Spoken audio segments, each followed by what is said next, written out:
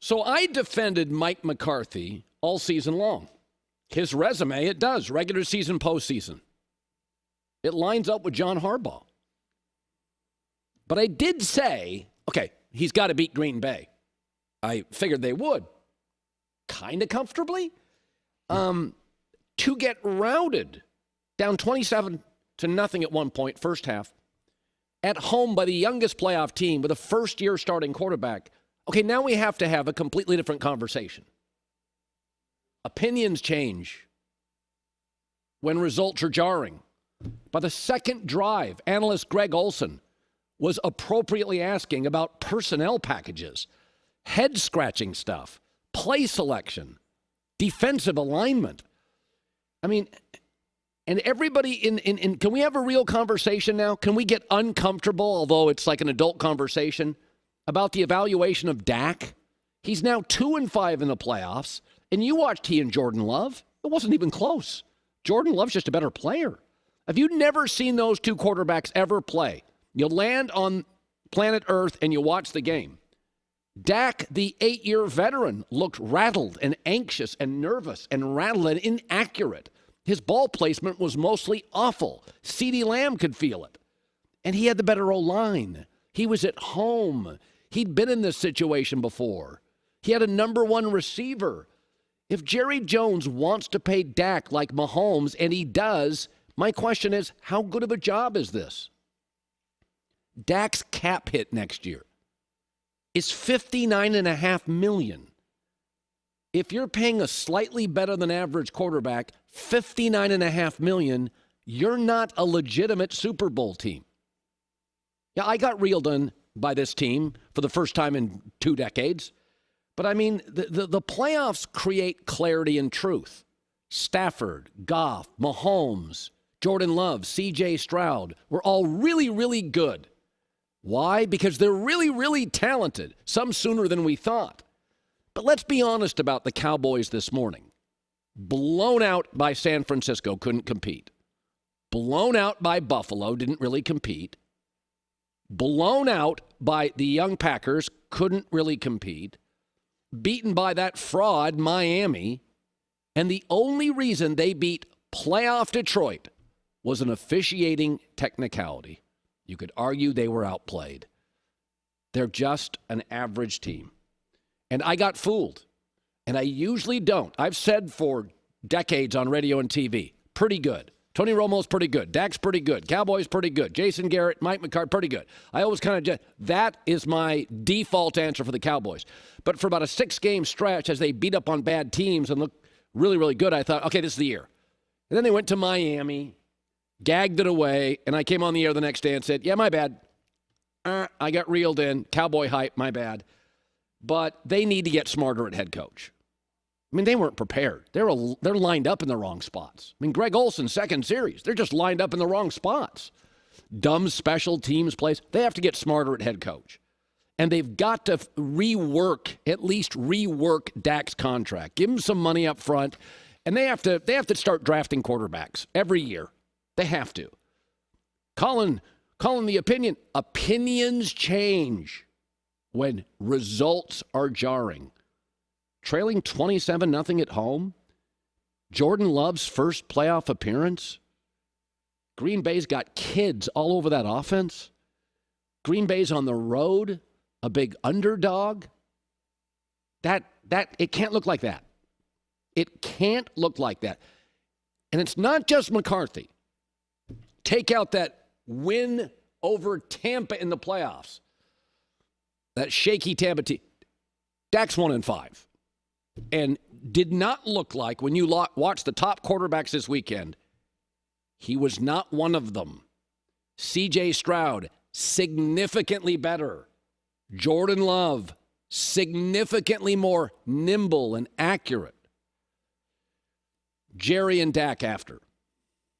I can't reach back and look at a playoff loss, but this seems like the most painful because we all had such great expectation and we had hope for this team, and thought that we were aligned in great shape, and it didn't happen for us.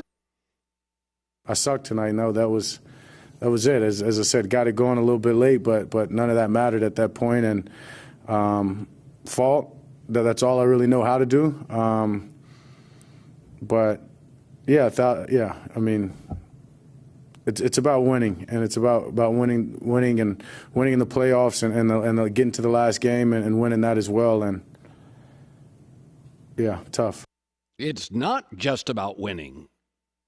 It's about looking like you belong at home. 48-16, 27-0. You were never winning. How about just competing? Stacking up? Really bad. Changes need to be made. Let's talk Packers. That's more joyful. I have never seen in my life an in-season improvement of a quarterback ever like Jordan Love. From week 8 at home against the Vikings, October 29th, can't play. Can't play. Coaching staff ripping him after the game. To, he's better than Aaron Rodgers. I mean, Matt LaFleur has done an unbelievable job.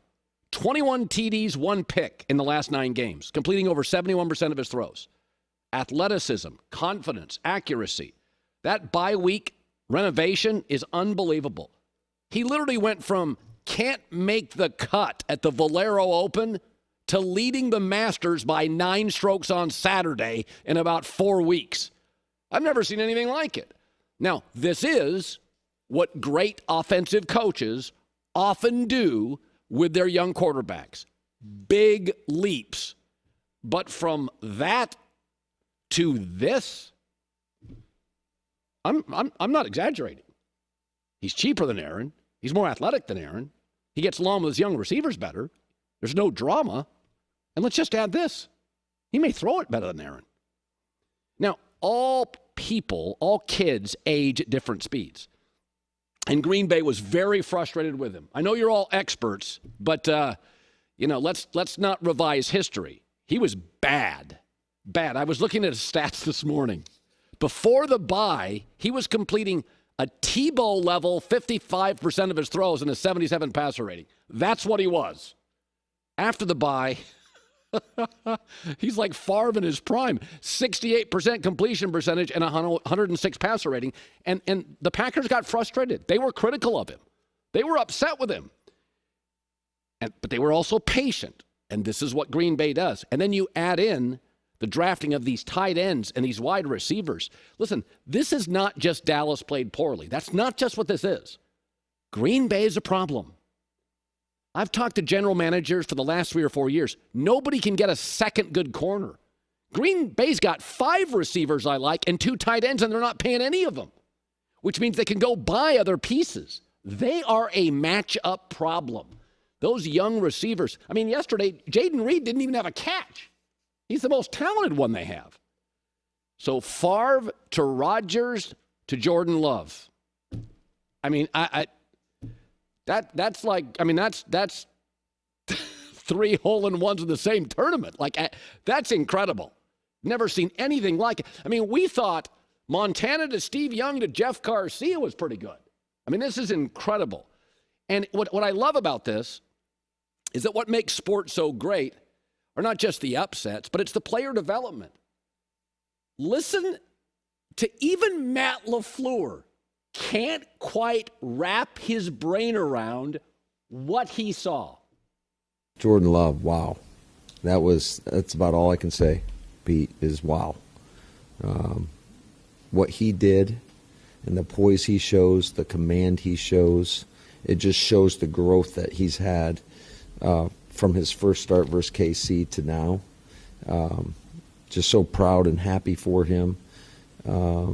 He's a dude. He is a real dude. When the coach who sees him, teaches him, mentors him every day at practice is doing that, like wow. Like he surprised everybody. But this is what Green Bay does. It's what hardworking kids do. It's what great offensive coaches who have a sensibility and feel for it have proven time and time again. But this is not. Don't take this as, hey, Dallas just played poorly. No, Green Bay's a problem. Green Bay is going to be a problem for that division and that conference and this league for a long time. There is a cornerback shortage in this league, and Green Bay has got a surplus of offensive talent when Jaden Reed doesn't even have a catch. And you're like, their fourth guy is a hard matchup. That was impressive. Colin right, Colin wrong, 45 minutes from now. Greg Olsen stops by. I mean, you go from, after that first drive, I was like, man, that was kind of easy.